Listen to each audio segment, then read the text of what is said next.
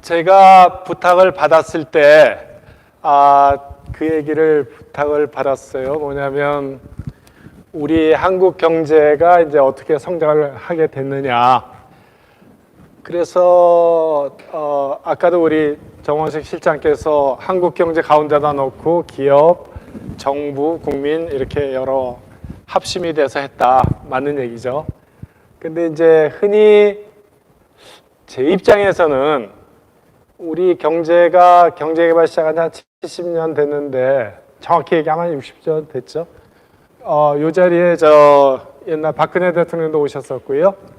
그 다음에 남미나 외국의 정상들 오셔가지고 KDI나 우리 대한민국 정부하고 어떻게 너네 나라는 코리아는 경제개발을 이렇게 이른바 한강의 기적 코리안 미러클을 이길 정도로 잘했느냐. 우리도 좀 한 수 같이 공유 좀 하자. 그렇게 합시다. 그래가지고 대통령들 여러 번 오셨었어요. 여기서 기념사직도 찍고 역사적인 장소입니다. 여기가. 그런데 제가 그 말씀 드린 연유가 그래서 이제 그분들이 저희한테 질문을 던지거든요. 어떻게 해서 한국은 그렇게 경제 성장을 했느냐? 그러면 뭐 이런저런 얘기해요. 저희가 이제 책에서 보는. 그분들 표정이 조금 떨떠름해요. 왜냐하면 그건 책에서 많이 봤는데 어떻게 해서 그렇게 됐지? 한국은. 근데 이제 제가 입사를 언제 했냐면 89년에 첫 직장으로 KDI 입사를 했고요. 그 다음에 정년퇴직을 한 게 여기 KDI에서 퇴직을 했습니다. 그러니까 첫 직장이자 마지막 직장인데 그래서 이제 제 신분이 지금은 초빙연구위원, 대학으로 치면 명예교수 같은 걸로 되어 있습니다. 자, 서설이 길어졌는데 그 중에 여러 각도에서 생각을 해볼 수가 있는데 제가 오늘 굳이 이 토픽으로 잡은 것은 요즘 시국도 그렇지만 한국이 그동안의 경제성장이라고 하는 이 틈바구니에서 비집고 올라선 데에는 국제 정세를 굉장히 우리한테 맞게끔 좋은 여건이라다 얘기가 아니라 그 여건을 어떻게 하면 우리한테 유리하게끔 끌고 들어오느냐. 마치 기업하고 비슷해요. 기업도 시장 여건에 대해서 그거를 자기네한테 유리하게끔 어떻게 이 전략을 짜가느냐. 그 부분에 대해서 한국이 굉장히 그동안에 정부와 일반 국민들, 기업인들이 합심이 돼가지고 잘 헤쳐나온 것 같다.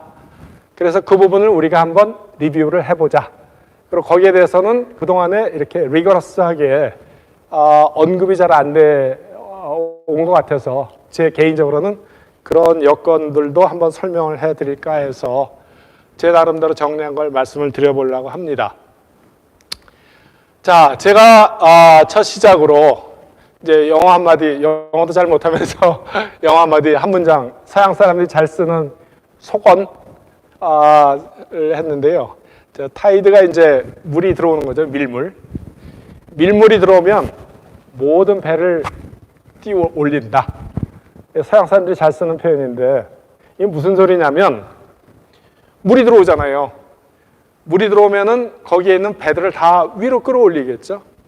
그러니까 무슨 얘기냐면 배들이 각자가 노력해서 위상을 끌어올릴 수도 있지만 큰 물이 들어오기 시작하면 그 모든 배를 끼워 올리기 때문에 국제정세 아니면 저게 통화량이 될 수도 있고 그런 기업을 둘러싸고 있는 거시적인 여건이 끌어올려지면 경제가 상승을 할 수 있다. 그래서 여러분들께서는 기업에 속하기도 하시지만 또 대한민국의 한국 경제의 한 구성원을 이루십니다. 그래서 국민의 한 사람으로서 기업인의 한 사람으로서 정부에다 대고 아니면 우리 사회나 심지어는 우리 언론에 대고 제대로 된 경제정책을 우리 사회가 공유할 수 있게끔 국가적 공감대를 형성을 하자에 대한 롤을 하셔야 됩니다. 그러려면 우리 경제에 대한 정확한 분석이 필요하고요. 정확한 언더스탠딩이 필요합니다. 반대말은 이제 썰물이 되면 다 가라앉는 거죠. 다 가라앉으면 발버둥을 쳐도 잘 안 돼요. 개별 기업에서는. 그래서 오늘 이제 제가 주마 간사로 넘어갈 것은 60년대 우리의 경제 개발이 사실은 정치적인 걸 떠났습니다. 저희는 국제연구기관으로서 엄정한 중립을 지켜야 되기 때문에 정치적 칼라 빼고 있는 팩트만 가지고 얘기를 해서 60년대 5.16 군사정부부터 시작을 해서 오늘날까지 얘기를 잠깐 끝마무리로 해볼까 합니다. 자, 1961년 5월 16일 날 이제 은인자중하던 군부가 걸기를 했어요. 그래가지고 한강다리를 넘어서 박정희 장군이라는 분이 이제 세력을 이끌고 이른바 군사정권을 시작을 했습니다. 그런데 1961년 5월 16일 날 그 군부 쿠데타를 일으켰는데 경제기획원이라는 기구는 언제 만들었냐면 그로부터 2달 후인 1961년 7월 20 며칠인데 제가 정확한 날짜 기억을 못하고 61년 7월에 만들었습니다. 그러니까 무슨 얘기냐면 이미 벌써 군부 정권을 만들었을 때 쿠데타를 일으켰을 때 이제 정권이 안정이 되자마자 곧바로 첫 번째 만든 게 경제기획원을 만들었습니다. 그 후에 여러 가지 우여곡절은 있었지만 그 경제기획원이 우리 김영삼 대통령께서 뭔 놈의 시장경제에서 계획을 세우느냐라고 하는 제가 좀 상스럽게 표현하면 우리 김영삼 대통령이 뭐 그 얘기했죠. 머리는 뭐라더라? 머리는 빌릴 수 있어도 건강은 못 빌린다 해가지고 근데 정말 머릿속에 텅 비어 있어가지고 경제기획원이라는 아까운 기구를 해체를 시켰어요. 그래가지고 지금 기재부 만들어 놨는데 거기서부터 이제 삐끗하기 시작한 것 같아요. 자, 그 얘기는 한참 하면 안 되니까 자 진도를 나가도록 하겠습니다. 자, 그래서 이제 박정희라는 사람이 집권을 해서 경제 개발을 시작을 해서 그 당시 최빈국에 속하던 대한민국이란 나라를 어떻게 하면 경제를 끌어올려야 되느냐. 그래가지고 이병철 씨를 포함을 해서 기업인들을 만났더니 어떻게 하면 우리 대한민국 경제를 좀 끌어올릴 수 있겠습니까? 했더니 기업인들 입장에서는 수출 산업화를 해야 됩니다. 왜냐하면 대한민국이 나라도 좁지만 1인당 갖고 있는 구매력이 굉장히 낮으니까 한 사람당 쓸 수 있는 구매력 곱하기 인구수 하면 우리나라가 저 밑에 있으니 시장이 형성이 안 돼요. 그래서 우리나라는 해외 큰 시장으로 나가야 삽니다. 그래서 이제 수출 산업화 얘기를 시작을 했고요. 그런데 그 당시 경제학 서울대학교 상과대학을 포함을 해서 유수의 경제학자들은 그때 우리나라가 갖고 있는 게 식민지 트라우마가 있기 때문에 뭔 소리냐. 민족 경제론을 해서 살찌워야지 선진 제국, 제국주의 나쁜 놈들로부터 이제 우리를 나라를 보호해야지 하는 그 종속 이론에 가까운 민족 경제론을 내세워 가지고 정반대된 얘기였고요. 문 걸어 잠그고 우리 내부적으로 살자. 또 하나 이제 변수가 미국 정부에서는 요 얘기도 또 하면은 얘기가 길어지는데 간단히 이렇게 말씀드리겠습니다. 미국 정부 입장에서는 이 한반도라고 하는 이 루트를 통해서 우리나라가 지정학적으로 아주 개떡 같은 나라예요. 지정학적으로. 그러니까 중국이 대륙 세력이 커지면 한반도를 통해서 태평양으로 뻗어나가는 이게 하나의 토리도 뭡니까? 이 통로가 되는 거고 거꾸로 일본 같은 해양 세력이 커가지고 대륙으로 진출하려는 또 하나 거꾸로 역방향의 통로가 될 수도 있고 근데 거기에 대륙 세력이 됐건 해양 세력이 됐건 우리가 힘이 없으면 짓밟히는 거예요. 이 통로에. 근데 거꾸로 지금처럼 우리 힘이 이제 서서히 쌓이기 시작하면 양쪽으로 뻗어나갈 우리가 레버리지를 주게 되는 지정학적으로 굉장히 위험한 지역에 우리가 살고 있는데 그 당시에 1950년대 45년 8월 16일부터 미국 정부가 갖고 있던 구상은 뭐냐면 야, 한국이 무슨 산업화냐, 산업화는. 보니까 민도도 떨어지고 문맹률이 그때 거의 60, 70%가 넘었다니까. 이런 나라에서 무슨 산업하냐. 옆에 일본이 있으니까 공업은 일본에다 맡기고 너네는 농사 짓고 서로 교환하고, 그래서 동북아 지역에서 그 하나의 클러스터를 형성을 해라. 서로 맞바꿔서 살아가라. 그래가지고 그 1954년에 그런 보고서를 하나 영문으로 쓴 게 있어요. 그거를 써서 제출을 했더니 이 이승만 대통령이 그걸 보고서 그냥 집어 던졌대요. 쓰레기통에다. 이놈의 새끼들 말이야. 원조 좀 몇 푼 준다고 우리 보러 공업화하지 말라고 화가 나가지고 집어 던져가지고 그다음부터 공무원들이 무서워서 근처에 못 갔답니다. 자, 미국 정부는 그런 입장이고, 그러니까 이제 쉽게 얘기하면 뒤에서 말씀드리겠지만 요 얘기예요. 미국 정부 입장에서는 산업화 되지도 않은 나라에서 뭐 자꾸 돈 때려박아가지고 투자 실패 일어나면 우리 미국도 괴로워진다. 뒷감당 해주려면. 그러니까 조용히 너네는 농사나 짓고 살아라. 그런 얘기고. 일반 국민들 입장에서는 배고파 죽겠어. 보릿고개. 아니 뭐가 됐든지 간에 민족 경제를 됐건 뭐가 됐건 간에 우리 기 하나 좀 해결해 줘.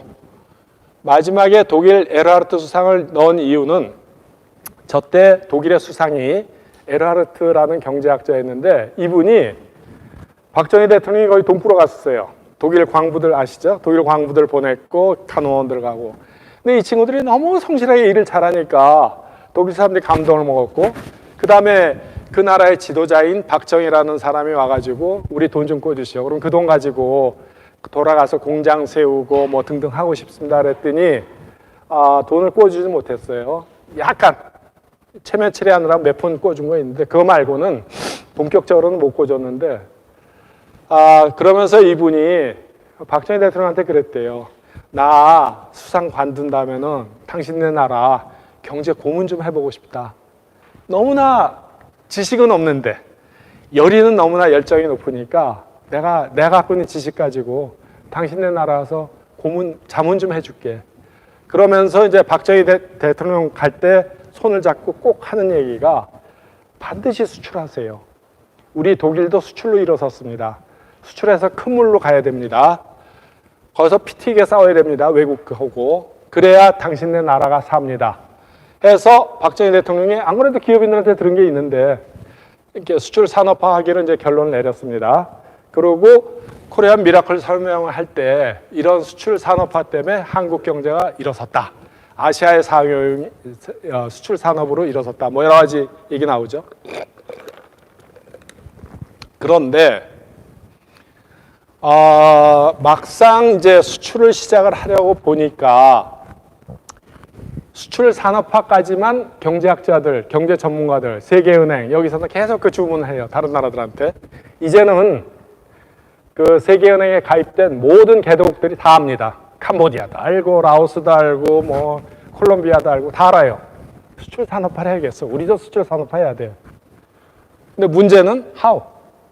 어떻게 해야 되느냐? 물건만 만들어 놓으면 기업이 계시니까 더 잘 아시잖아요, 저보다. 물건을 어떤 물건을 만들어서 내다 팔을 거냐? 해외라고 하는 그 정글 속에서.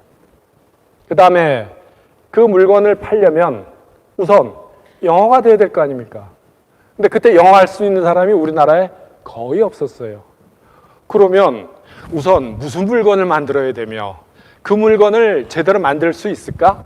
선진국 국민들이 원하는 수준으로 가성비 좋게 만들 수 있을까? 그것도 큰 숙제고, 막상 그렇게 했다 치더라도 그냥 만들었다 칩시다. 그걸 어디다 갖다가 누구한테 그 다음에 어떻게 판촉을 마케팅을 해야 되느냐, 모든 게 다 첩첩산중이에요. 자, 그런데 수출을 이제 막상 시작을 하려고 박정희 대통령이 뚜껑을 까가지고 우리 수출합시다 시작을 해가지고 공무원들 데리고 시작을 해보려 하니, 수출을 하려면 우선 그나마 있는 공장을 돌려야 될 거 아닙니까? 근데 공장을 돌리려면 그 공장 안에는 기계 장치들이 들어가 있어요. 그 다음에 24시간 3교대 공장 돌려야 되니까 전기불이라도 들어와야 됩니다. 근데 우리나라 전력사들이 그때 최악이었어요. 그래서 제대로 전기가 못 돌아가요. 그러면은 새로 공장 세우는 건 둘째 치고 있는 공장이라도 좀 돌려보자. 했더니 전력을 끌고 와야 되는데 전기가 없어. 그러면 이제 그 다음 넥스트 답은, 해법은, 그러면 우리 발전소를 세워야겠네? 발전소를 우리나라 기술과 자본에서 발전소를 세울 수가 없어요. 터빈같이 큰 고도의 그 실력이 있어야 되니까. 그래서 해외에서 수입을 해와야 돼. 독일, 일본, 미국 이런 데서. 수입을 하려면 달러로 그걸 지불을 해야 되니까 우리나라가 달러가 없어. 그러면 외화가 부족하니까 수출해야겠네. 수출을 시작을 하자고 그랬는데 결국 또 답은 수출을 달러를 얻어야 되니까 그래서 나온 생각이 차관. 차관은 차자는 한자로 얘기해서 차입할 때 차자입니다. 관은 이제 그 뒤에 붙이는 언어고요. 차관은 점잖게 정부에서 얘기하는 거라서 대출이에요, 대출. 외국에서 돈 꺼오자, 차입하자. 근데 그것도 벽에 붙어 있었어요. 누가 한국에다가 돈을 꿔주느냐? 저 나라는 농업이나 겨우 짓고 그래가지고 내다 팔 물건이 없는데 저 나라에서 어떻게 수출을 해서 우리한테 꿔간 돈을 갚을까? 의문이 드는 거죠. 돈을 안 꿔줘요. 그래서 신용도도 낮고 수출하는 것도 없으니 그때 이제 뒤에서 보여드리겠지만 우리나라가 그때 수출한다는 거는 일본에 오징어나 좀 팔고 쌀 조금 팔고 수산물 팔고 일본 사람도 회 좋아하는 거 그 정도 해서 겨우 몇백만 불 벌어들이는 게 수출의 전부였기 때문에 우리나라가 외화를 끌어들일 방법이 없었어요. 그러니까 이제 도로 뱅글뱅글 돌아가지고 절망적인 상황에 들어간 것이죠. 그런데 기업인들하고 제대로 된 정치인들, 요즘 같은 정치 술꾼, 정치술? 영어에 뭐 있잖아요.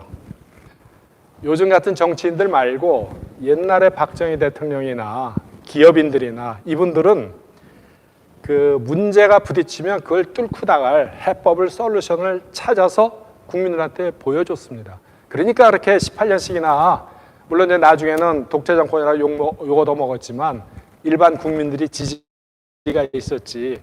그런 국민들한테 솔루션을 보여줬다는 건 얘기입니다. 자, 그래서 그 다음번에 보시면 이게 이제 제가 생각하는 가설 중에 하나인데 이게 우리나라 경제 개발의 첫 스타트로서 갈림길에 들어섰다. 무슨 얘기냐면 아까 얘기대로 뱅글뱅글 돌아요. 순환 논리에 빠져서 수출을 하려고 그러니 공장을 돌려야겠고 공장을 돌려면 전기가 부족한데 발전소를 세우려 했더니 또 발전소를 설비를 사올 돈이 없고 뱅글뱅글 돌아서 그런데 이때 박정희 대통령이 진짜로 신의 한 수에 가까운 결단을 내립니다. 어마어마한 도박이었어요. 그때 우리나라가 한 1억 불 정도? 정부 보유불, 그 당시 표현입니다. 지금은 외환 보유고라고 얘기를 하죠. 그 돈이 몇 푼 있는데 우리나라가 딱 10년 전에 6.25를 만났었기 때문에 언제 또 제2의 6.25가 터질지 몰라요. 그러니까 이런 건 비상금으로 우리나라 정부에서 꽁꽁 감춰놓고 있어야 되는데 그래서 뚱땅 하면은 해외 뭐 여러 가지 돈 써야 되니까. 그런데 그 돈을 풀었어요. 그러니까 엄청난 도박을 시작을 한 겁니다. 그래가지고 그 돈 가지고 뭐를 시작을 했냐면 해외 발전소 이 설비를 수입을 해왔어요. 제가 그냥 그 뇌피셜로 하는 얘기가 아니라 그 당시 1962년, 63년에 경제 백서를 제가 뒤져가지고 요 데이터를 뽑아낸 겁니다. 1962년부터 시작해서 5년 동안에 그 우리나라 발전소 설비를 쭉 세운 거를 내자, 우리 이제 세금으로 걷어간 거 하고 외자, 외국에서 돈, 달러. 그러니까 내자는 그거예요. 그러니까 세멘트 집어넣고 인부들 동원해서 발전소를 세워야 되니까 거기에 들어가는 거를 내자라고 표현했고 외자는 외국에서 발전소 설비를 사오는 겁니다. 그래서 두 개를 결합을 시켜서 이제 이런 전기를 쭉 세웠는데 여기에 제가 보여드릴 것은 뭐냐면 외자의 출처입니다. 출처란 게 KFX는 코리아 포린 익스체인지예요. 그러니까 한국이 정부가 갖고 있던 한국은행에 가지고 있던 외환 보유고입니다. 이거를 털었어요. 여기서 망하면 이제 우리나라는 국가 부도로 들어가는 겁니다. 근데 그 어마어마한 두려움을 딛고 들어간 거예요. 그러니까 기업인으로 치면 이제 투자를 시작을 해서 리스크를 걸머지고 이제 들어간 거예요. 자, 여기서 보시면요. AID는 미국의 국제 원조처에서 돈을 우리나라한테 꿔준 거 말고는, 원조로 준 거 말고는 나머지는 다 KFX입니다. 재원이. 그러니까 우리 정부가 곳간을 헐어가지고 발전소 설비를 사온 겁니다. 그래가지고 공장을 돌리기 시작을 했습니다. 그렇게 해서 공장을 돌려가지고 거기서 나오는 생산물을 가지고 주로 섬유 제품 이런 것들인데 그걸 가지고 이제 수출을 시작을 했습니다. 그래서 달러를 벌어오기 시작합니다. 뒤에 앞에 여기서 제가 잠깐 요 말씀을 안 드렸는데 이 당시 수출이라는 건 뭐냐면 그 당시 경제백서를 보면 이때 수출은 다급한 거예요. 뭐래도 좋으니 있는 대로 다 갖다 판다. 왜? 우리나라에 비료공장 세워야 되고 섬유공장 세워야 되고 공장 도로 닦아야 되는 각종 설비를 수입을 해와야 되는데 그 수입을 위한 외화벌이 이게 그 당시에 갖고 있던 사람들의 수출의 의미였습니다. 지금은 달라요. 자, 다시 돌아가서 그렇게 해서 이제 결실을 맺기 시작합니다. 그런데 제가 말씀드리고자 하는 것은 뭐냐면 이 당시 흔히 우리 그런 얘기 하는데요. 국제 외교 하시는 분들이 외교의 천재는 이승만 대통령이었고 박정희는 뭐 경제개발 해가지고 어쩌고. 근데 저는 국제 경제에 관한 하는 박정희 대통령이 이승만 뺨칠 정도로 국제 정세를 아주 능동적으로 활용을 잘 해먹었다라는 게 제가 갖고 있는 가설입니다. 왜 그러느냐? 자, 지금부터는 그 에비던스들을 보여드리겠습니다. 우선 여기 밑에 그래프를 보시면요, 노란 게 아이고 이게 잘 안 먹네. 여기 보이시죠? 노란 게 일본에 대한 수출입니다. 대한민국 알량한 수출이지만 그 중에 60-70%가 이 5.16 전에는 이 일본에 대한 수출이었어요. 노란 게 퍼센티지로. 그 다음에 미국에 대한 수출이 파란 겁니다. 그러니까 본격적으로 경제개발 계획하기 전에는 미국에 대한 수출은 별로 없고 대부분이 일본이었어요. 그러니까 미국에서 사갈 게 없는 거예요. 뭐 오징어를 미국에서 사가겠습니까? 뭘 사가겠습니까? 김을 사가겠습니까? 사갈 게 없는 거예요. 그러니까 가까운 일본에다 내다 파는 정도, 수산물 팔고. 그런데 60 몇 년조부터 4, 5년부터 시작해서 파란 게 점점점 올라가져요. 어이? 왜 이렇게 미국이 올라가지? 미국에 수출을 많이 했다는 얘기입니다. 그 다음에 또 하나, 여기에 이 수출은 사실은 서비스 용역까지 같이 들어가 있는 수출입니다. 상품만 돼 있는 게 아니에요. 그러니까 예를 들어서 미 8군에 용산에, 지금은 이제 옮겨갔지만 미 8군, 용산에 있던 미 8군에 한국인 노무자들 있죠. 그 사람들의 받은 월급, 서비스 차지 플러스 노무자들에 대한 그 월급 이런 거 이제 서비스 부분 돈 달러로 지급받은 거 하고, 그 다음에 미군들한테 우리가 뭐 식품이 됐건 뭐가 됐건 팔아가지고 거기서 얻은 돈을 합쳐서 이 주한 유엔군에 대한, 이때 주한 말은 왜 제가 유엔군에다 써놨냐면 그때 통계 용어가 그렇게 돼 있었어요. 한국은행에서 잡을 때 유엔군인데 여기에 뭐 99%는 미군이니까 미군에 대한 수출 규모를 보시면 옛날에는 50년대는 요만하게 있다가 65년 이후부터 이게 확 뛰네요. 뛰었다가 또 내려가. 왜 이럴까? 자, 그 다음에 먼저 보여드리겠습니다. 그 다음에 미국의 원조 기구가 이 약자를 따가지고 agency, US Agency for International Development인데 이게 국제 원조처입니다. 근데 아주 말장난 재밌게 잘했죠. AID라고 해서 원조 이렇게 만들어 놨는데 AID가 우리나라에 대해서 원조를 줬어요. 자, 피크를 친 게 1956년입니다. 이때는 6.25 이후에 모든 게 다 파괴됐으니 그거를 새로 이제 건설을 해야겠죠. 그래서 경제 개발, 재건 부흥 때문에 많이 줬다. 이해가 가는데 그러다면 이제 그 다음부터 원조를 줄이기 시작합니다. 줄였다가 65년 이후부터는 다시 올라가네. 피크를 쳐요. 그 다음에 아까 수출하고 똑같아. 70년대 하면은 다시 내려와. 굉장히 비슷한 패턴을 보이죠. 왜 이럴까? 답은 이제 여기 미군 나오죠. 이 월남에 대해서 그 당시요. 자, 먼저 그 1961년 11월 달, 그러니까 5.16 쿠데타 일으킨 지 6개월 되면 이제 케네디, 그 당시 미국의 대통령이 케네디인데 그 미남 대통령 케네디가 한국의 박정희 좀 들어와봐.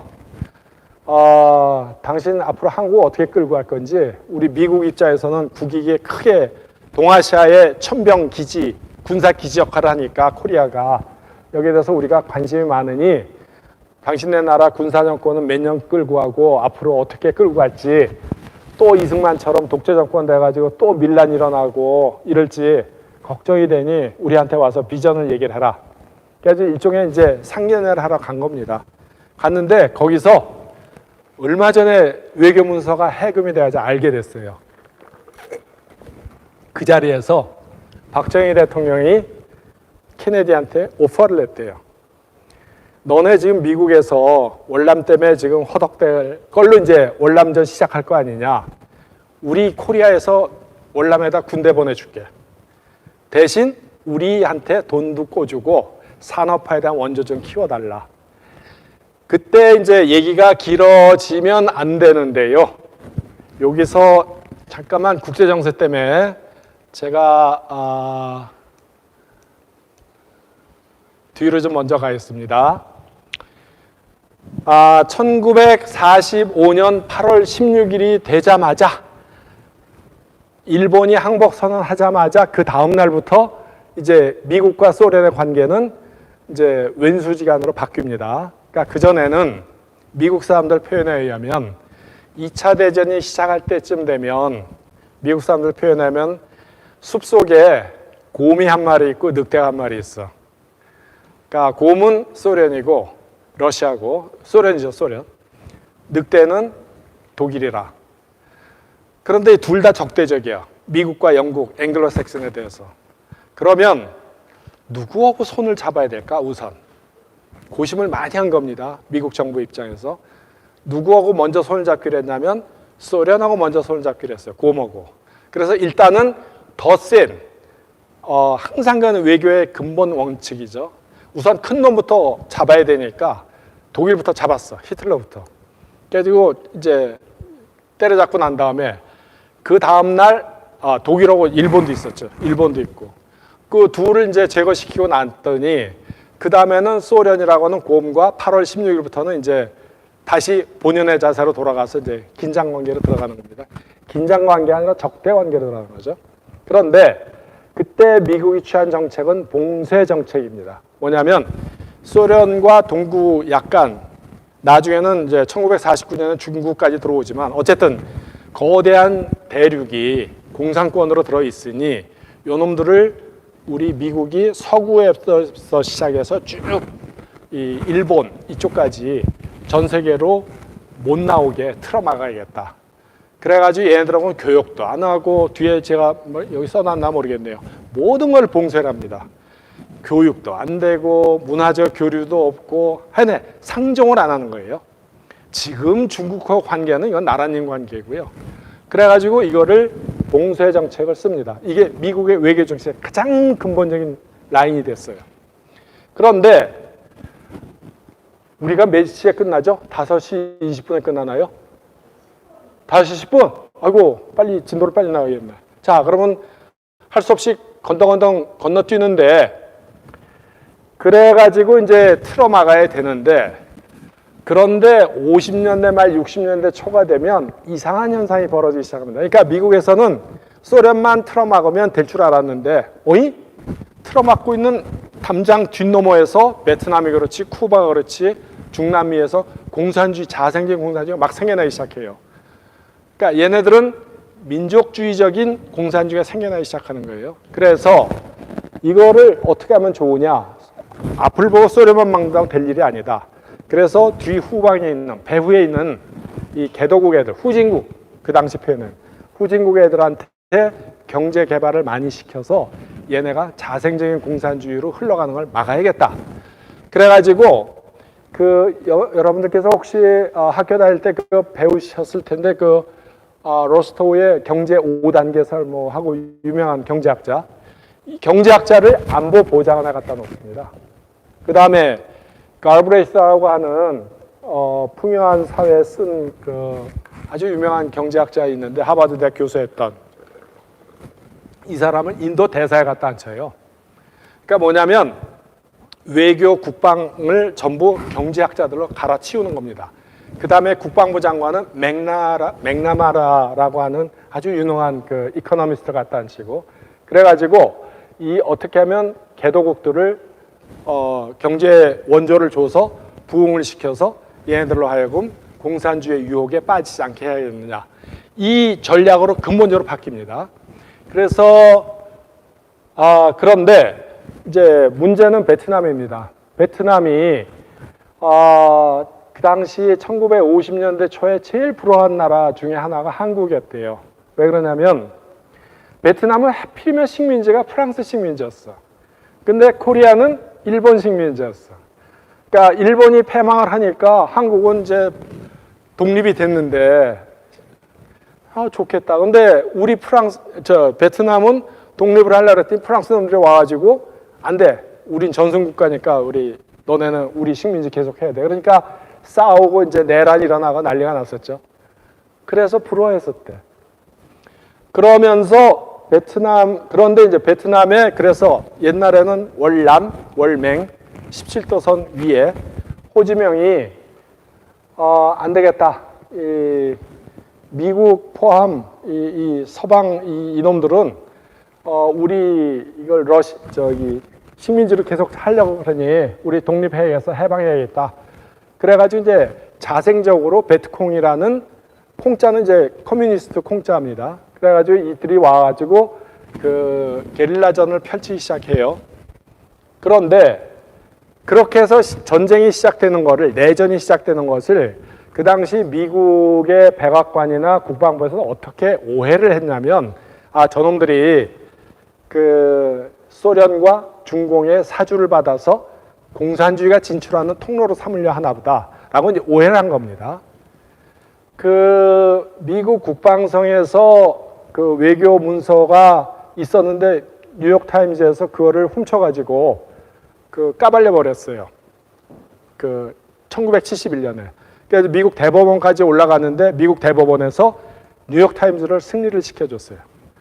근데 거기에 무슨 대목이 있냐면 호지명이 트루만한테, 미국 대통령한테 편지를 13번을 보냈대. 우리가 프랑스로부터 독립을 하게끔 프랑스에다 압력 좀 넣어달라. 그럼 우리가 미국의 아주 베스트 프렌드가 돼줄게. 근데 트루만 입장에서는 답을 못 주는 거예요. 왜 못 줬느냐? 이 드골이라고 하는 프랑스의 이 꼴통 때문에 드골이 프랑스가 한 발 듣는 것 같아요. 어쨌든 드골 프랑스 입장에서는 베트남을 식민지로 계속 끼고 있어야겠다 해서, 만약에 미국이 우리 보러 손 떼고 나가라고 그러면 너네 미국이 지금 구상하고 있는 나토에서 탈퇴할 거다, 협박을 하는 거예요. 그러니까 트루만 입장에서는 프랑스 같은 큰 나라가 자기 나토에 끼어 있어야 되는데, 그러니까 호지명이 그렇게 13번씩이나 편지를 보내면서 애걸복걸 하는데, 요즘 젊은 애들 말대로 이제 쌩을 깐 겁니다. 모르는 것처럼. 그러니까 호지명이 안 되겠다, 이젠 돌아서자. 그래가지고 중국과 소련에다가 무기를 요청을 해가지고 그거 가지고 이제 싸우기 시작했어요. 그런데 그때 베트남의 국방부 장관 쥐압이라고 하는 사람이 있었는데, 이 사람이 20세기 3대 전략가 중에 한 사람으로 칭송을 받는 데입니다.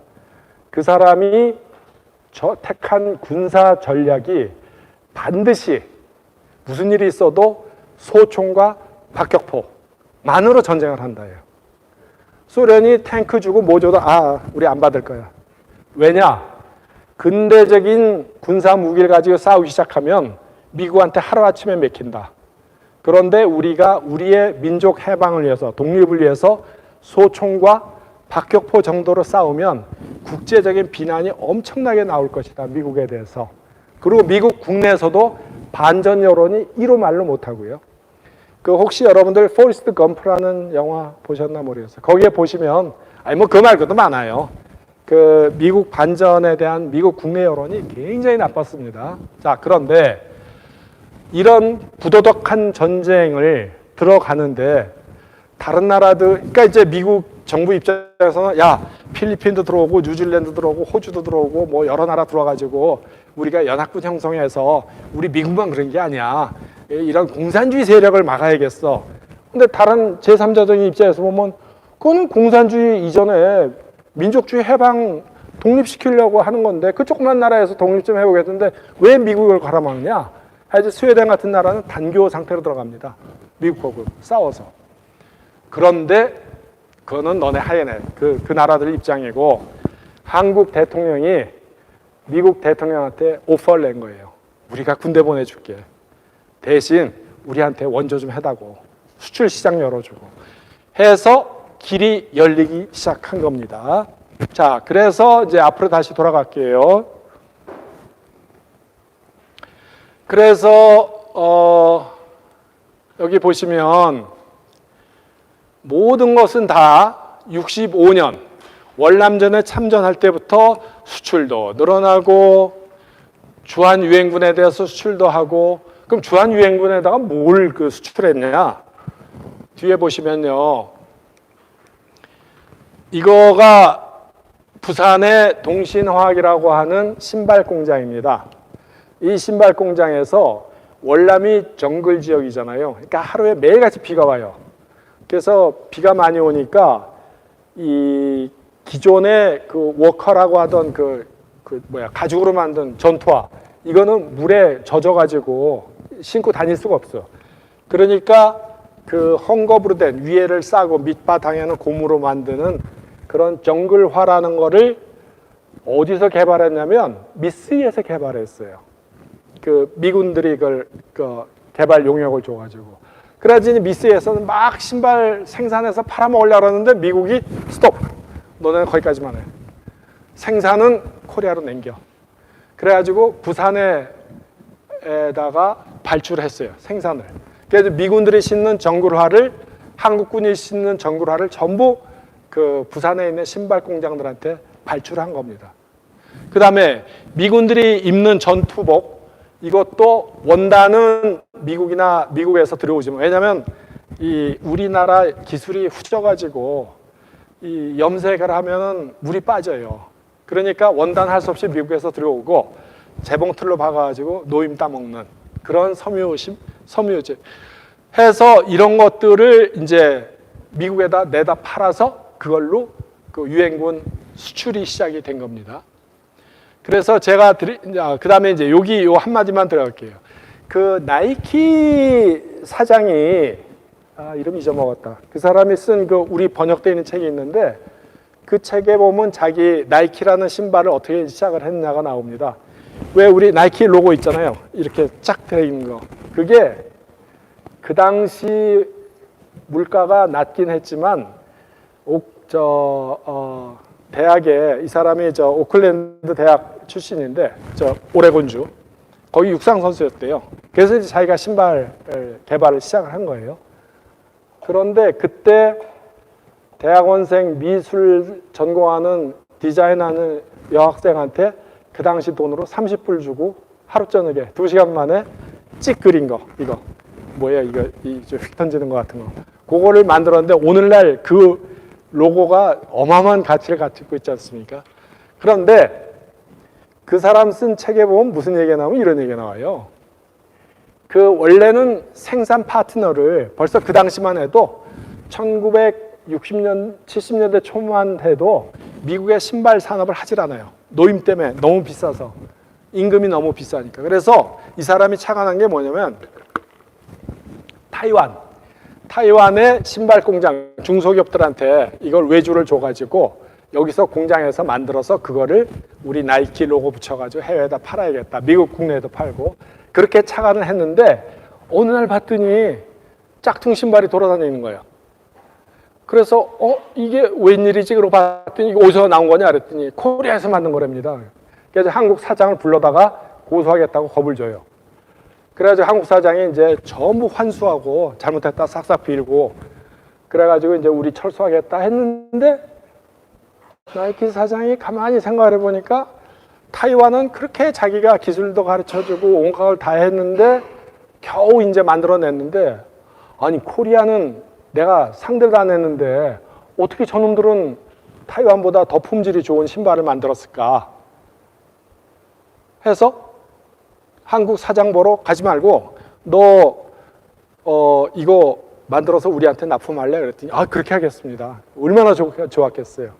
그래가지고 그거를 한국으로부터 수입선을 타이완도 조금 있긴 있었지만 대량 수입은 코리아로부터 합니다. 그래서 70년대, 80년대 나이키 신발의 최대 생산국이 한국이 됐었습니다. 지금은 이제 중국으로 넘어가 있지만요. 그런데 그때 그런 고무풀 붙이고 밑에 빨판 깔고 새로운 개념의 정글화가 그거의 원조인데 그거를 누구한테 배웠느냐? 이 동신화학에 와 있는 미군 감시관이 와서 일일이 검사를 하는 거예요. 잘못되어 있으면 이렇게 고쳐라 저렇게 고쳐라 기술 다 가르쳐주고 그렇게 해서 제가 하려는 얘기는 뭐냐면 수출이 학습의 기회가 됐다.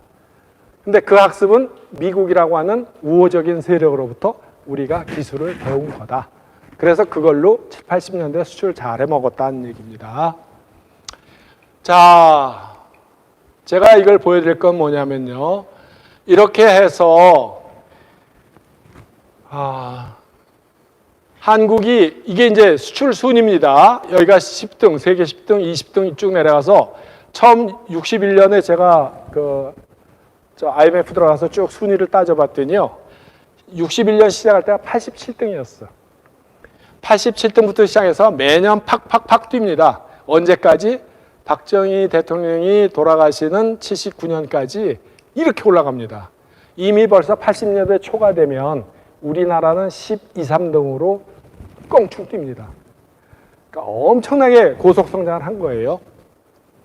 그러고 나서는 그 다음부터는 요즘은 한국이 한 6위 정도 하죠. 12등, 13등에서 6, 7등으로 뭐 그것도 대단한 성과긴 한데 그래서 제가 드릴 말씀은 뭐냐면 이때 기틀을 잘 잡았다 하는 얘기입니다. 자, 처음에 제가 차관 어렵다고 그랬어요. 해외에서 돈을 안 꿔줘. 그러니까 기업으로 치면 내가 무일푼이에요. 돈이 없어. 투자를 받으면 제일 좋지만 누가 우리한테 투자를 해주겠습니까? 돈이라도 꿔왔으면 좋겠는데 돈도 안 꿔줘. 신용도가 나쁘니까. 그런데 우리가 미국이라고 하는 외교 군사 쪽을 통해서 미국에 원하는 거를 우리 젊은이들 5만 명씩 투입을 해줄 테니까 다른 나라는요. 뭐 필리핀 이런 데는 1000명, 500명 이렇게 월남에 파견을 했어요. 한국만 미국이 30만, 40만 명 보낼 때 한국이 5만 명을 보냈습니다. 그러니까 한국이 그때 얘기가 또 길어지면 안 되니까 그래서 진짜로 도움이 된 거예요. 미국 입장에서는. 또 하나 그때 여러분하고 저 세대가 조금 차이가 나서 그때 최명식 장군이라고 하는 월남 주월 한국군 사령관이 있었는데 이 사람을 포함을 한 월남에 가가지고 미군들은 게릴라전을 할 줄 몰라요. 빨치산을 어떻게 다룰 줄 몰라. 근데 한국은 빨치산을 잘 다뤄요. 게릴라전을. 왜 그러느냐? 일본이 중국 전쟁을 할 때 만주사변 일으키고 중국하고 전쟁을 할 때 중국 모택동이 게릴라전을 피웠거든요.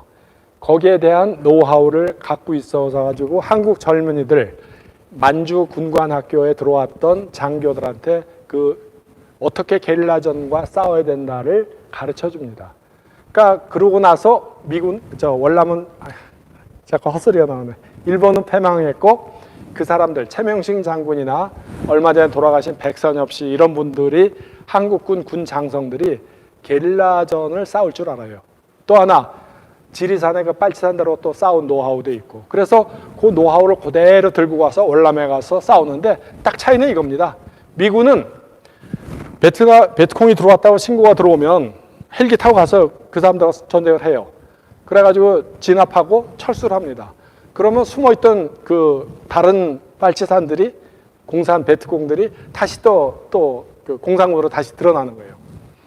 그러니까 맨날 여기 가서 싸우고 저기 가서 싸우고 온 사방을 쫓아다니는 겁니다. 그래서 성과가 안 드러나. 그런데 한국은 제일 먼저 가서 하는 게 뭐냐면 철조망을 딱 치는 거예요. 철조망 쳐가지고 누구도 범접을 못하게. 그래서 요 맡은 지역은 다낭이 됐건 어디가 됐건 퀴논이 됐건 여기는 다른 베트콩 세력과 접촉을 끊어버리는 거예요. 그리고 여기에는 학교도 지어주고 그 사람한테 잘 대해주니까 코리아가 최고다. 그래가지고 월남 국민들로부터 진정한 마음의 이 결속으로 시키고. 그래가지고 한국군 지역은 진압이 돼요. 그런데 미군 쪽은 진압이 안 돼요. 그래가지고 플라툰이라는 영화 같은 거 보시면 맨날 쫓아다니면서 싸우고 미군 희생은 다 당하고. 통계에 의하면요. 미국이 그 당시에 30만 발 총알에 사람 하나 죽였답니다. 그러니까 나눠보니까. 그 당시에 또 미국이 갖고 있던 큰 그 컨셉이 그때는 미국이 하여튼 그런 바람이 불어가지고 하버드 아이비리그 엘리트에 의해서 미국이 통치된다고 생각을 하던 때라서 케네디 대통령 자기가 하버드를 나왔고 그래가지고 그때는 그렇게 했대요. 전쟁을. 미국 국방성에서 오늘은 북위 몇 도, 동경 몇 도에 가서 B-52가 가서 폭격을 해라. 근데 B-52 조종사 가서 보니까 아무것도 없어. 아무도 없는데요. 시끄러. 우리가 해준 대로 폭격해. 빈 땅에다가 폭탄을 퍼부고 돌아오는 거예요. 그러니까 그런 식으로 게릴라전 같으면 그때 굉장히 인티미트하게 아주 플렉스블하게 움직여야 되는데 그거를 못했다는 얘기입니다. 대량 생산 체제의 허점이었어요. 자, 얘기가 길어졌습니다. 그래서 제가 드리고 싶어서 하는 얘기는 뭐냐면 그 당시 미국이 원하던 가장 아픈데 트라우마 무엇을 얘네들한테 들어주면 우리가 반대급부로 경제 원조라고 하는 너도 좋고 우리도 좋고 하는 거를 타협점을 끌어내느냐 하는 그 점을 정확하게 때려가지고 우리가 그때 원하던 차관을 잔뜩 끌고 와가지고 그걸로 공장을 많이 세웠다는 얘기입니다. 아까 우리 정원식 실장이 KDI 얘기하는데 야사에 의하면요. KDI가 왜 세워졌냐면 그전에는 아까 유세이드가 옛날에 어떤 건물이었냐면요. 지금 광화문에 미국 대사관이 있죠. 미국 대사관이 옛날에 그 건물이 아니고 딴 데 썼었고 그 건물이 우리 유세이드 코리아가 그 건물을 썼습니다. 그런데 혼자 쓰기가 미안하니까 옆에다가 똑같은 건물을 하나 쌍둥이 건물 2개를 지어줘가지고 지금의 대한민국 역사박물관입니다. 그거를 경제기획원에서 쓰고 그 다음에 옆에 거는 유솜이라고 했는데 오퍼레이션 매니지먼트. 그러니까 현장에서 유세이드의 코리아 지부 실제 오퍼레이션 하는 그 기구를 유솜이라는 걸 만들어줬는데 거기서 우리나라 이제 경제 개발 이거 해라 저거 해라 우리가 너네 나라 원조 주니까 아까 우리 정원식 실장이 그 얘기 잠깐 하시던데 미국인들이 주로 경제 계획을 짜가지고 경제 정책을 이렇게 해라 do that을 지시를 한 겁니다.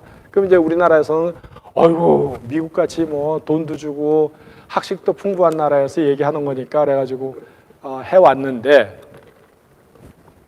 문제가 생겼습니다. 뭐냐면 그 포항제철 가지고 문제가 생겼어요.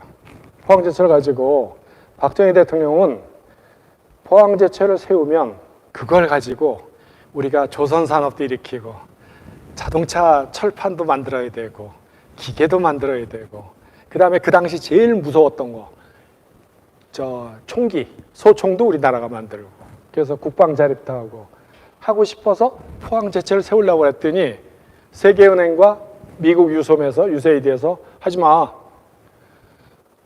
왜 그러냐면 걔네들 입장에서 보면 야 제철소 세우면 수요가 없잖니 너네.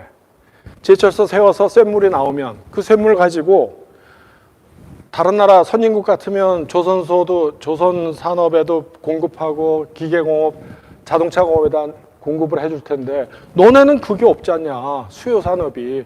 근데 제철소만 세워놓으면 뭐에다 쓰려고. 그러니까 둘이 방향이 어긋난 겁니다. 박정희 대통령의 꿈은 공급이 수요를 창조하게끔 그게 나의 꿈이다. 우리 대한민국의 꿈이다인데 얘네들은 경제학적인 이론에 의하면 수요가 없는데 그거 괜히 부실 기업 날 거 아니야. 포스코라는 게 포항제철이. 그래서 거부를 해요. 그때 박정희 대통령이 여러 가지 서러웠답니다. 야사에 의하면. 그래서 저 콧대 높은 저놈들을 힘은 둘째 문제고 이론적으로 해도 좀 까부술 거 없나 했는데 미국에서 제대로 된 미국 사람 못지않게 경제학 박사까지 받은 이코노미스트를 채용을 해서 그 사람들이 가지고 논리정연하게 월드뱅크 애들하고 세미나에서 정식으로 부딪혀서 싸우고 거기서 우리의 논리를 관철을 시키고 그런 연구소 하나 있으면 좋겠다 해가지고 KDI를 세운 겁니다. 그래서 우리 KDI 역사 중에요 숨은 비사 중에 하나가 이제 이걸 법인으로 만들기 시작했을 때 법인을 하려면 그게 법인 뭡니까? 용어를 제가 모르겠는데 돈이 필요한데 자기 월급 받은 봉투를 뜯지도 않고 줬대요. 이거 KDI 연구소 세운데 돈 써. 그래가지고 그러니까 그 정도로 애정이 깊었던 거죠.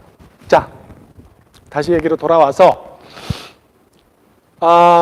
자, 그래서 이제 요거는 이제 그런 대외적인 여건을 아주 활용을 잘해서 넘어가는 것 못지않게 대내적으로도 여러 가지 그 노력을 많이 했다. 예를 들어서 코트라 같은 경우요. 왜 코트라를 세웠냐면 아까 말씀드렸잖아요. 우리나라에서는 영어를 제대로 하는 사람이 없어. 근데 한국 외국어대학이나 어디 서울대학교나 연고대 영문과 나온 사람들을 채용을 해. 코트라에서 비싼 월급을 주고 이 사람들이 샘플 들고 해외 나가서 영어로 설명을 해주는 거야. 바이어들한테. 그래서 수출을 시작을 해요. 등등입니다. 자, 그 다음에 이렇게 해외 유학은 돈이 없으니 외국인들을 초청을 해가지고 이 사람들로 하여금 공장에 와서 기술 지도를 해서 불나게 배웠다. 요 얘기는요, 차입경에 절박하면 건 뭐냐면 정주영 씨가 현대 자동차 개발을 할 때 엔지니어들한테 그랬대요. 해외에 내보낼 때 야 이놈아 네가 나가서 제대로 기술을 배워서 돌아와서 그 미국에서 독일에서 배운 기술을 가지고 공장이 돌아가져서 제대로 배워서 돌아가서 그걸로 우리가 포니 자동차를 수출해야 돼. 못하면 우리는 망하는 거야. 너도 망하고 너는 직장 잃고 우리 현대자동차는 망하는 거고 대한민국은 빚덩이가 되는 거고. 그러니까 너는 무슨 일 있어도 기술을 훔치건 뭘 하건 간에 추가로 배워와라. 그래서 그런 거는 에피소드로만 넘어오는데 그 당시 60, 70년대에 미국 기업에서 하는 그 칭송 중에 하나가 한국 기술자들은 어떻게 이렇게 밤을 새워서 노력을 하느냐. 그 다음에 주말에도 놀지도 않고 외국 중남미 이런 데서 오는 엔지니어들 보면 기업인들 보면 주말 되면 미국이 얼마나 좋은 나라입니까? 가서 골프도 치고 드라이브 가고 놀고 싶은데 코리안들은 보면 모여가지고 지들끼리 그룹 토의하고 기술 배우려고 엄청난 노력을 하더라. 쟤네는 어떻게 생긴 애들이 저럴까? 근데 우리 입장에서는 절박한 겁니다. 경제적으로 설명하면 그 빚 못 갚으면 우리는 죽는 거예요. 그러니까 그 벼랑 끝에 서 있는 벼랑 끝 전술은요. 우리가 북한의 김정은이보다 몇 배 선배였습니다. 그래서 우리는 벼랑 끝에 시작한 거예요. 그래서 제가 89년에 취업해서 계속 다닐 때, 지금도 그런데 만날 그놈의 위기야. 한국은 만날 위기야. 요번엔 이게 위기고 요번엔 위기고, 그걸 계속 딛고 올라선 겁니다. 자, 그래서 역사적 배경이 이렇게 됐고 등등등 됐었다는 얘기고요. 요거 잠깐만 말씀드려 볼게요. 조중훈 씨가 첫 파운더, 이 사람이 1947년인가 8년에 그 당시 트럭 운전사였대요. 그래서 인천에 미국 물자가 도착을 하면 그걸 실어가지고 용산의 미 8군에다가 실어나려는 트럭 운전사였는데, 하루는 어떤 미국 귀부인이 미국 차가, 세단차, 멋있는 차가 고장이 나가지고 절절매고 있더래요. 그 인천 가는 길에서. 그래가지고 이 사람이 영어가 잘 안 통하지만 열심히 해가지고 고쳐줬대. 그랬더니 그 귀부인이 너무나 고맙다. 봤더니 미군 장성 부인이었어. 그러니까 한국에 나와서 좀 용산에서 살고 있었는데, 이거 이렇게 자꾸 헛소리가 나오지? 인천에 가다가 차가 고장이 난 거를 이 사람이 조중훈 씨가 고쳐준 거예요. 그랬더니 그 남편이 그 얘기를 듣고서, 그때 그 고쳐준 조중훈 씨 사람은 트럭 들어와 봐라. 그래가지고 우리 미군 인천에서 하역물자 생기는 거는 다 당신한테 줄게. 그래가지고 우선 1차적으로 원시적인 자본이 축적이 되기 시작했어요. 고상한 용어로 얘기했어요. 그랬다가 월남전이 터졌어요. 월남전이 터져가지고 박정희 대통령이 가가지고, 야, 우리한테 여기 말씀드린 미군 전투복 우리가 만들어서 줄게, 전투화 우리가 만들어서 줄게, 등등등 여러 가지, 베트남에 도로 닦고 이런 거 다 우리 코리안 장비들이 가서 하게끔 건설 노동자들 가서 일하게 해두라. 우리가 할게.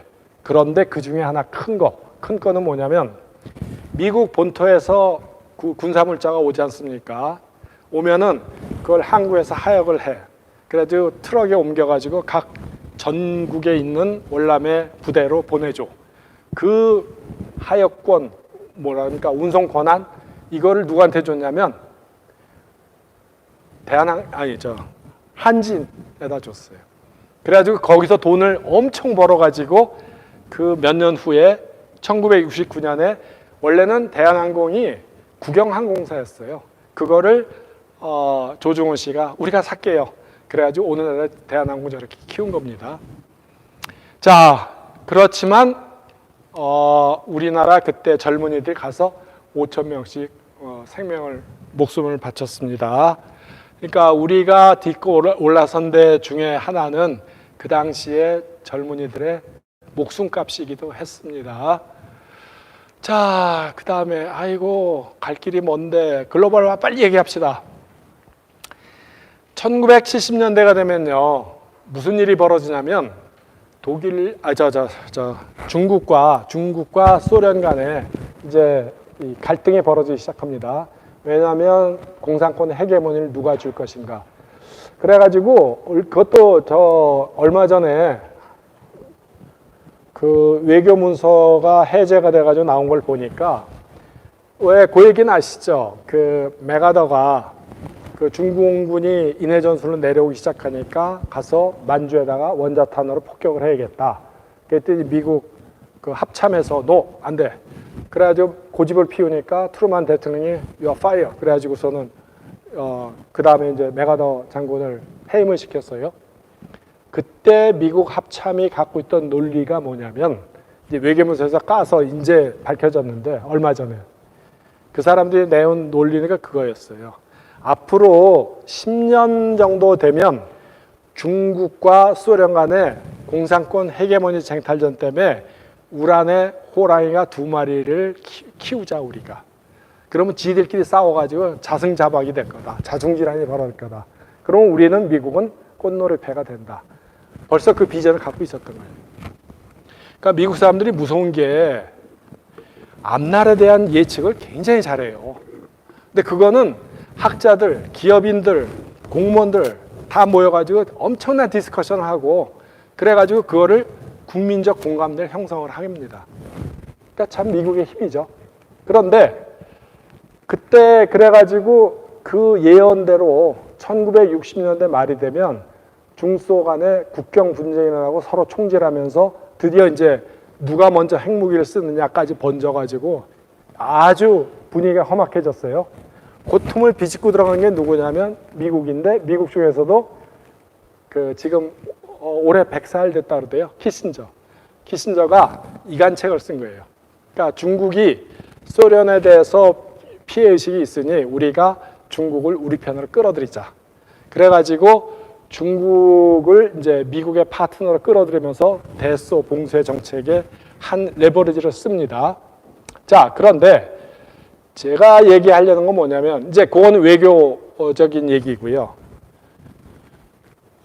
미국이 1960년대 말, 70년대 초가 되면 경제적으로는 어떤 의미를 갖냐면 전후 복구가 끝납니다. 독일과 일본이. 패전국이라 얘네는 잿더미였어요. 근데 미국의 하여간에 여러 가지 노선에 의해서 다시 일으켜 세우기를 해줬어. 그래가지고 얘들한테 이제 그러니까 미국이 그 마샬 플랜에서 원조를 줘가지고 일본도 그렇고 독일도 그렇고 발전소 다시 세우고 공장 폭격 맞은 거, 도로 끊어진 거 다시 있고 해가지고 전후 복구하느라고 엄청나게 고도 성장을 합니다. 그랬다가 그게 꼴깍 다 찬 게 언제냐면 60년대 말, 70년대 초가 되면 꼴깍 다 차요. 근데 투자 기회가 없어. 1964년에 도쿄올림픽이 있었는데 그게 정치적인 상징은 뭐냐면 일본 정부가 우리가 전후 복구 1945년에 우리 전임 정부, 군국주의 정부에서 잘못을 해가지고 세계 평화를, 전쟁을 일으키고 세계 평화에 대해서 참 죽을 죄를 졌다. 그래서 우리가 새로운 민주국가로 재탄생했다. 그런데 미국 덕분에 우리가 새롭게 민주국가가 되면서 동시에 선진국 경제를 다시 재건을 했다. 자, 문을 열 테니까 와서 보십시오. 올림픽 행사와 함께 보여드리겠습니다. 하고 문을 깐 게 1964년에 도쿄올림픽이 갖는 정치적인 의미입니다. 그런데 미국 입장에서는 죽을 맛인 거예요. 이때부터. 왜냐하면 그전에는 미국이 8분입니다. 2분 남았는데. 네. 아유, 아쉬워. 그래서 그때까지만 해도 미국 기업들이 이제 미국 기업의 해외가 왜 해외 생산이 됐냐의 첫 단초를 좀 말씀드리는 겁니다. 그래서 미국 기업들이 그전에는 국내 생산이 가능했는데 싼 임금에 일본 기업 물건과 독일 기업 물건이 막 밀고 들어오니 그때 통계에 보면은 일본 노동자의 임금이 미국 노동자의 딱 절반이었어요. 그러니까 가성비가 좋았겠죠. 그래서 도요타 자동차 막 밀고 들어오니까 미국이 당하기가 힘드니까 어떻게 해야 되냐 하다가 미국 기업인들이 내놓은 아이디어가 뭐냐면 그럼 우리가 생산을 밖에 나가서 하자. 코리아, 타이완, 싱가포르 이런 나라는 임금이 싼데 기술이 조금 부족하니까 얘들한테 우리가 기술을 가르쳐 주자. 그래가지고 거기서 만든 물건에다가 그 메이드 인 자기네 USA 레벨을 붙여가지고 팔면 될 거 아니냐. 그렇게 전략이 바뀝니다. 그래서 여기에서 보여드리는 건 뭐냐면 미국 GDP 대비 해외 직접 투자 비중, FDI, 해외에서 생산하게끔 투자한 비중이 엄청나게 올라간다 하는 걸 보여드렸고요. 거기에 날개를 단 게 90년대부터입니다. 공산권이 무너지니 중국 인구 12억 그 당시, 그 다음에 소련 3억, 15억이죠. 거기다가 동굴아파 좀 합치고 그러면 거의 20억 가까운데 이 사람들이 싼 노동력으로 들어와 주는 거예요. 플러스 더 좋은 게 있어. 얘네가 그래가지고 공장을 세워서 투자를 해가지고 중국 땅에다 투자를 해서 공장이 돌아가기 시작하면 거기에 참여했던 노동자들이 구매력이 생겨. 그 돈으로 미제 제품을 살 수 있어. 그러니까 미국 입장에서는 선순환 구도를 만들어야겠다 해가지고 이제 이른바 글로벌레이제이션, 글로벌화가 시작이 됐습니다. 그런데 여기서 보여드릴 건 뭐냐면 2010년이 되면 곤두박질 칩니다. 왜냐? 시간 다 됐다고 압력이 들어왔네. 한 1, 2분만 더 합시다. 왜 그러냐면 테크놀로지의 근본이 바뀝니다. 그러니까 뭐냐면 이 디지털 생산이 돼서 그래서 인공지능을 이용해 가지고 생산을 공장의 로봇으로 무인 자동 생산으로 걸면 돼요. 그 얘기는 뭐냐? 굳이 개도국에 나가서 싼 임금 찾을 필요가 이젠 없게 된다 하는 게 첫 번째 요인이고, 두 번째 요인은 외교 안보적으로 보면 이제 중국이 껐떡대기 시작합니다. 그래가지고 그 요인은 외교 쪽에서 얘기하는 걸 보면은 첫 번째는 2008년에 미국의 글로벌 금융위기 리만 브라더스 터졌죠. 그 다음에 중국이 세계 G2로 올라서는 게 2010년. 이때가 되면 이제 서로 갈 길을 가게 헤어지게 됩니다. 이 뒤에서 보여드릴게요.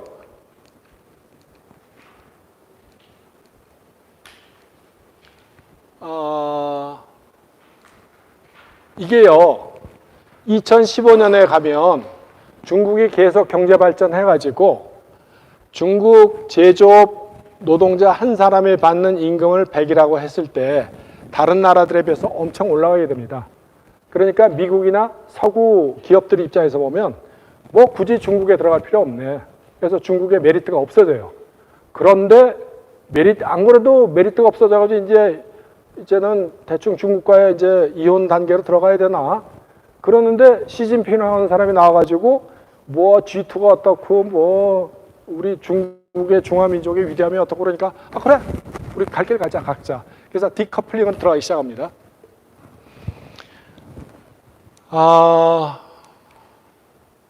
그래서 이 그래프를 보시면요, 이건 IMF에서 긁어온 건데 세계 수출 규모가 2000년대까지 서서히 올라가다가 2000년대 중국이 WTO 가입해서부터는 엄청나게 가파르게 세계 수출이 올라가다가 그 다음부터는 정체 상태에 빠집니다.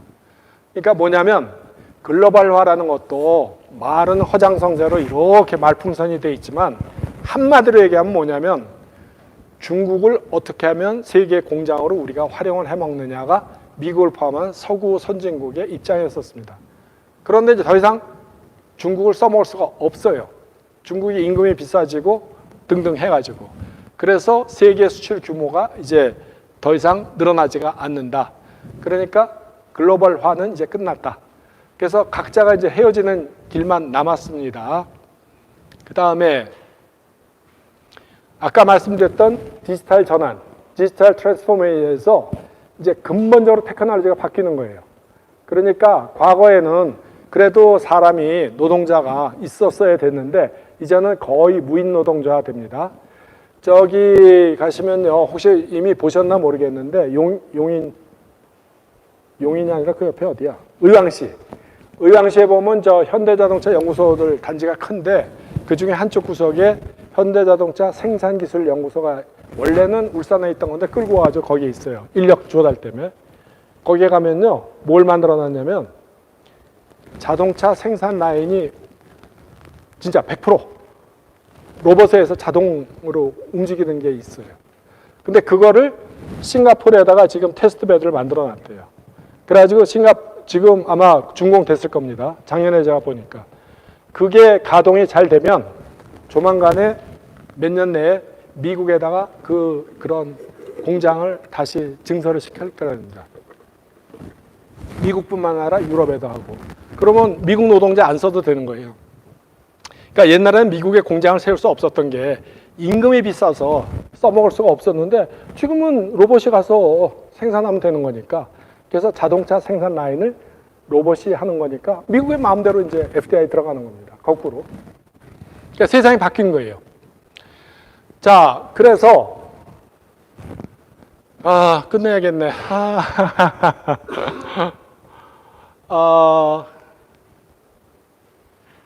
자, 이제 마지막 남은 퀘스천은 우리나라는 뭐 어디에 붙어야 되느냐. 제가 요 한 말씀만 드리고 끝내도록 하겠습니다. 그래도 명색이 그 경제연구소에 있으니까 그런 얘기들 하세요. 뭐냐면 일단 우리나라 입장에서는 아직도 미국의 지식과 기술이 유입이 돼야 됩니다. 그래서 미국 밑에 미국을 형님으로 모시고 살아야 돼요. 어쩔 수가 없어. 그런데 중국, 그러면서 이제 그 얘기 하잖아요. 중국이라고 하는 거대한 시장을 우리가 놓쳐야 되느냐. 저는 그 말 속에 허구가 들어있다고 저는 판단합니다. 왜냐? 자, 우선 제가 오늘 그래프를 준비를 못했는데요. 중국 시장 비중이 한국의 수출을 100이라고 놨을 때 중국이 점하는 비중이 쫙 올라갑니다. 그동안 올라왔어요. 올라왔다가 2010년 이후부터는 내려갑니다. 최근에 와서 곤두박질 쳐요. 그래가지고 이번 4월달 비중을 보면 옛날 2004년 정도 수준으로 되돌아가고 있어요. 근데 앞으로 이게 더 떨어지면 떨어졌지 올라가지는 않을 겁니다.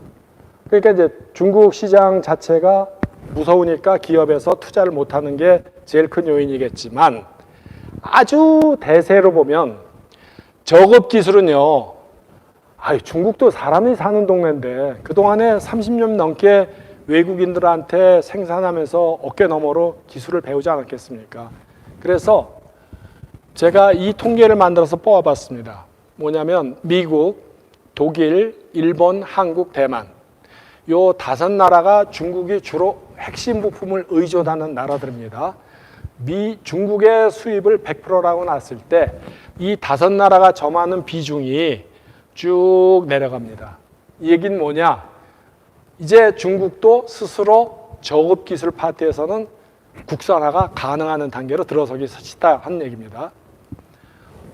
그래서 저급 기술은 저급 기술대로 메이드 인 차이나로 바뀔 테고 그러면 고급 기술이 남아있지 않느냐.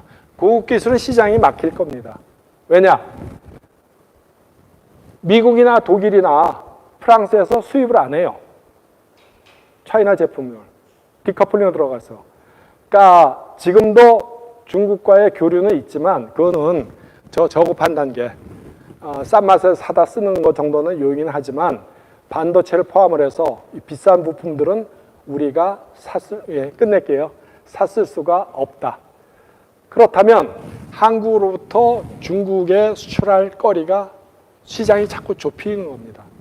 그래서 저급 기술은 메이드 인 차이나로 대체되고 고급 기술은 선진국 수출, 중국이 선진국에 대한 수출이 줄어들 테니까 우리나라가 중국에다 기술도 자꾸 기술 시장이 줄어들고 그래서 중국과의 교류는 점점 줄어들게 돼 있다가 제가 갖고 있는 가설입니다. 그 다음에 우리나라 역사를 보면요. 1970년대에는 우리가 일본과의 교역이 거의 50-60%를 점했었습니다. 그런데 왜냐? 일본으로부터 핵심 부품 우리가 사와야 되니까. 그런데 한국 기술이 자꾸 쌓이면서 일본으로부터 사오는 게 점점 줄어요. 지금은 5%가 안 됩니다. 그러니까 노 저펜 외치고 싸우고 지지볶아도 끄떡없는 연유가 일본이 한국과의 분업 관계에서 데미지를 줄 수 있는 게 없어요. Why? 근본적으로 한국과 일본은 서로 경쟁 관계이기 때문에, 경합 관계이기 때문에. 근데 우리나라와 미국과의 관계는 보완 관계입니다. 중국은 어떻게 될 것 같아요? 지금까지는 보완 관계였었습니다. 한국이 핵심 부품 기술을 중국에다 팔고 그 다음에 그랬는데 이제는 중국의 저급 기술이 올라오고 고급 기술은 수요가 없어지고 그래가지고 점점 근본적으로는 한국과 중국은 경합 관계로 들어갈 겁니다. 그래서 좋은 시장이 못 될 거예요. 참고로 미국에 대한 시장은 우리가 올라가기 시작합니다. 미국 수출 비중. 자, 그래서 결론은 이 말씀을 멋있게 제가 얘기하고 끝내려고 했는데 시간에 쫓겨가지고 죄송합니다. 중국을 우리가 시장으로 볼 것이냐. 우선 경제로만 봐도 시장으로서 가치가 점점 뒤떨어지지만 그보다도 코리아라는 나라는 일본과 마찬가지로 굉장히 눈앞에 이익만 쫓아가는 이코노믹 애니멀로 서양 사람들이 보고 있는데 미국과의 이거 위험한 얘기 같은데 정치적인 게 자꾸 요새는 끼드니까 그냥 제가 편하게 말씀드릴게요. 미국과의 동맹관계랄지 서양 사람들과의 갖고 있던 여러 가지 6.25 때 우리나라 도와준 관계랄지 가치 동맹이랄지 이런 걸 저버리고 우리와의 노선이 다르지만 가치관이 다르지만 중국이라고는 공산주의 국가하고 우리가 시장 때문에 교역을 해야겠다. 그러면 서구 애들이 코리아를 어떻게 볼 것인가. 이것들은 눈앞에 이익만 쫓는 나라구나. 우리와는 같은 동맹을 유지하기 어렵겠다라는 생각이 들 겁니다. 제가 학교 다닐 때는요, 그 운동권 서적이 거의 팽배, 지하에서도 봤지만 학교에서도 세계사 시간에 아주 자연스럽게 가르치는 게 제국주의론입니다. 제국주의론은요, 이제 우리나라가 제가 선진국, 우리나라가 이제 거의 G8, G10 안에 들어오잖아요. 그러니까 우리나라 입장에서 보면 쟤네들 왜 저러지? 왜 시장을 자꾸 걸어잠글어들지? 자, 잘 생각해 보세요. 그때 19세기 말에 영국이나 미국이 중국이나 일본에 와서 개항을 해서 우리 교역을 하자. 그때의 의미가 뭐였을까? 얘기가 사우디아라비아 같은 석유 국가나 콩고 같은 자원이 많은 나라 같으면 제국주의론이 맞을 거예요. 근데 중국이나 일본에 뭔 놈의 자원이 있어가지고 통상을 하자고 그랬을까? 자, 우리 국사책에서 한국사에서 요거까지만 가르쳐줘요. 우리한테. 뭐냐면 제가 얼마 전에 알았는데 페리 제독이 와서 그 흑선 쇼크를 일으키면서 일본 정부 보러 교역을 하자, 통상을 하자. 그랬을 때 일본이 문을 활짝 열었다. 까지만 가르쳐줘. 그때 미국의 페리 제독이 와서 요구한 게 뭐냐면 그 실체를 안 가르쳐줬어. 뭐냐면 그 당시에 19세기 중반 1850년대에 아직 석유가 개발되기 전 얘기입니다. 석유가 개발되기 전에는 뉴욕 도시나 런던 도시에 그 부잣집 실내 등이나 아니면 가로등에 뭐를 갖다 썼냐면 가스등 나오기 전에는 고래 기름으로 불을 밝혔대요. 밤에. 그래서 고래를 잡아야 되는 거예요. 그래서 미국 배들이 시애틀이나 샌프란시스코에서 출발한 배가 고래를 쫓아서 태평양까지 오는데 요 동해바다 위쪽이 고래가 그 일본 북쪽이 고래 아주 큰 집산지랍니다. 그 북극 쪽으로 올라가는. 그래서 해야 되는데 뭐가 필요하냐면 석탄이 필요해요. 물이 필요해요. 그러면 그때 페리 제독이 요구한 게 뭐냐면 일본 내에다가 석탄 저장고, 그 다음에 물을 보급받을 수 있게 교역 오픈을 좀 시켜달라고. 그러면 우리하고 그걸 우리한테 팔아라. 그럼 우리가 통상관계 되는 거 아니냐. 그러니까 일본 정부에서 그거를 잽싸게 알아챈 거예요. 알아채려가지고 그래 그 정도면 들어와. 그러면서 이제 다만 그 다음 얘기는 이제 우리가 아는 얘기입니다. 서양에 갖고 있는 여러 가지 서구적인 문물이 우리가 한참 뒤졌구나. 그래서 메이지 유신을 해야겠다라고 넘어갔지만 촉발제가 된 것은 뭐가 됐냐면 고래를 잡는 포경선, 모비딕에 나오는 소설에 나오는 그 사람들에 대한 석탄 저장고와 물을 공급해주는 기지를 오픈시켜주겠다. 간단한 거 아니냐. 그런데 일본 정부는 거기에 대해서 별 두려움 없이 문을 열어줘가지고 저렇게 승승장구 올라갔고 중국인은 안 돼. 여러 가지 얘기가 많습니다. 뭐 그 얘기하려면 저 오늘 밤을 새울 텐데 어쨌든 그래가지고 제국주의론을 만들어냈어요. 중국 사람들이. 그래가지고 자꾸 서구 열강에 대해서 우리 중국 정부는 청나라 정부는 위대한데 저 나쁜 놈들이 와가지고 아편 전쟁은 잘못한 거죠.